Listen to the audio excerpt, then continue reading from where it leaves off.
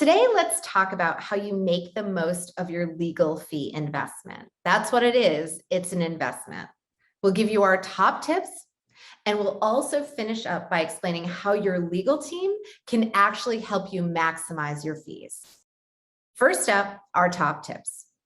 Number one, when we ask you for something, either send it to us ASAP or shoot us a note and tell us when it's coming. That saves our time, which is your money, from being spent on following up with you.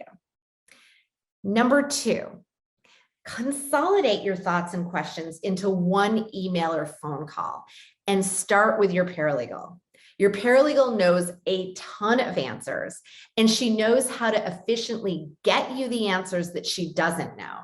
In addition to how efficient our paralegals are, their hourly rate is also lower than your lawyers. Okay, number three, remember the thing that has the single biggest impact on your legal fees is the degree of conflict or cooperation that exists between you and your ex. More than anything else, and I mean far and away, that's the thing that has the biggest impact on legal fees. Next, I promise to tell you how we can help you manage your investment in legal fees. Throughout your case, we're going to be talking about the pros and cons of different opportunities, different strategies, different settlement proposals. Legal fees are a piece of that puzzle, so legal fees will be a part of that discussion. Here's one example of how it could play out so that you can start to envision it. Let's say, hypothetically, there's an offer on the table about how to divide property. So in order to help you decide how to respond to that offer, we're going to give you a sense of what a court might decide.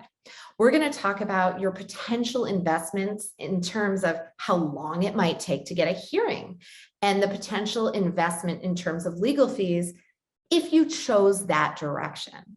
The key is that we commit to giving you our candid take and getting you the information you need so that you can make a holistic and fully informed decision.